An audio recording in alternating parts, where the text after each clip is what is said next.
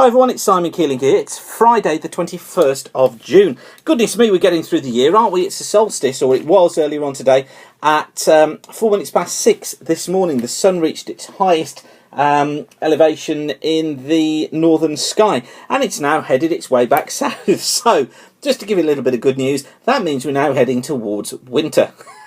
See, I always like to cheer you up on these videos, but thanks again for watching. Let's have a look at what's going on. So first up, let's have a look at the MJO, see what we can pick up from that. This is the Madden-Julian Oscillation, and it's good at giving us an indication as to how circulation patterns around the globe are working. And this is from the ECMWF model. It's valid from the 18th of June through to the 19th of July, so it's for a month ahead. But of course, you've got to treat it with, some sort of caution, but it's useful to take a look at. And basically, it's the highlighted green line that we want to take a look at. Each of the black dots you can see along the line here are dates, and we start off here, look, with the 18th. So we go, here with the 18th. 18th, 19, 20, 21, 22, 23, 24, 25, 26, 27, 28. And through this period here, through to around the 28th of the month, we're in phase 8. Now, phase 8 of the MJO normally takes us into a bit of a nondescript pattern. We generally find that it tends towards a more negative NAO, but not always. And really that's where we are at the moment. It then takes us into phase 1, look, around about the 30th of the month, 20th or 30th of the month. And phase 1 actually is dominated by phase 8 sort of transitioning into phase 1 and tending to go into more of a negative NAO. So what we would be looking for is towards the end of the month and into the beginning part of July, starting to see, within about 6 days of going into phase 1, which takes place on the 30th of June, so around the 5th of July, starting to see easterlies setting in across the Atlantic, or the westerly winds at least, becoming not so strong. Now, excuse me, phase 2 keeps us with that high, though it tends to be collapsing away. And then as we go into phase 3 further round here, look, if we just count the days round here, we got 30th, 1st, 2nd, 3rd, 4th, 5th, 6th, 7th, 8th, 9th, 10th. This is the 11th, into the 11th of July here. That then gets us into phase 3.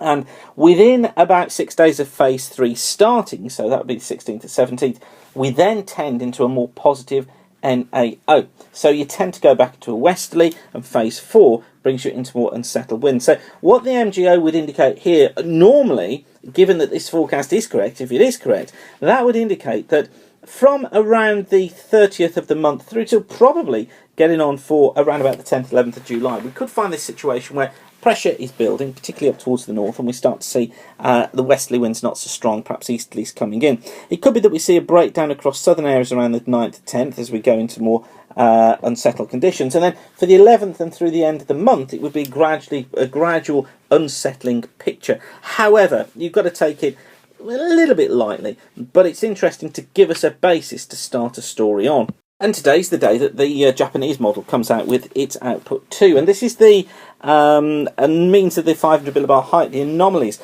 valid for week 1. This takes us through from today, so from Friday the 22nd through to Friday the 29th of June. And what this is showing us here is below normal heights across the UK, generally unsettled conditions, and that's exactly what's going to occur this weekend.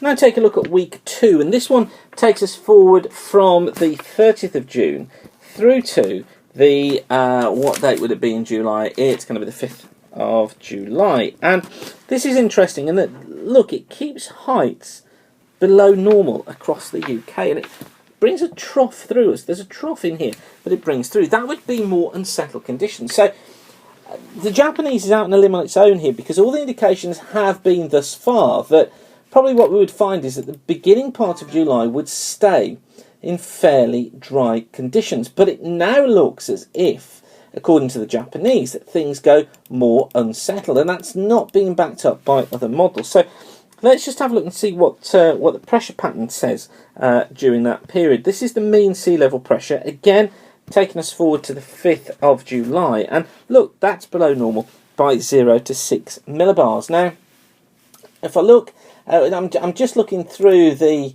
GFS ensemble for that period, and pressure across the south is about 1018, across the north it's about 1012. So it probably is a little bit below normal for the time of year, so I wouldn't panic about this, and I don't think it signals anything too unsettled. What I do think happens is that Scotland and Northern Ireland probably do stay with this threat of rain, but across many central and southern areas, I think it is going to be remaining dry.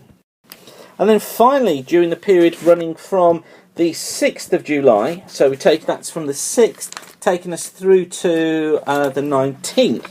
So this takes us through this middle portion of July. And interesting to see, look, pressure is on the rise. So we see heights above normal. The jet stream is coming in here across the Atlantic. It's tending to split a section south, a section north. And look, below normal heights across Europe. That could trigger another wet period through central parts of Europe. But again, it's interesting to look at what the pressure does. This is surface pressure. And notice here, look, lower than normal pressures across the south and across Europe by 6 millibars, hinting of more unsettled weather there. Above normal pressures here across most of the UK and Ireland, again by 0 to 6 millibars. So it could be that the ridge from the Azores High does something of that order, and actually it mainly affects the north of the UK and Ireland, Scotland as well, but whereas to the south we could find this period of rains at times. And what does that sound like? Exactly like the MJO, doesn't it? That was what we were just looking at on there. So we are getting some backing from the Japanese model for this idea. And we've got to think in terms of, I hope you don't mind me scribbling over the top here, we've got to think in terms of up to probably about the 29th or 30th of June, that actually we're in a dry spell for many of us, but there will be outbreaks of rain moving into Scotland and Northern Ireland next week. Then we've got to think in terms of probably up to around about the, I would say about the 9th of July, probably we're going to be finding that more unsettled conditions get across Scotland, across Northern Ireland, possibly across northwestern parts of England, and not ruling out completely the chance of any snow further listen to me, of any rain further south, but it probably is mainly dry in the south. I think then what we see, so going forward from the 9th of July, possibly through to around the 22nd, 23rd-ish of July, then we find dry conditions across much of the country with a ridge building in, so fair conditions again, but I think the risk of thundery rain always increasing through more southern areas during that period. And just a reminder again, look, just going back to that MJO chart, look, here we are going into phases 2 and 3, heading into that middle part of the month. It's going to be fascinating to see what happens.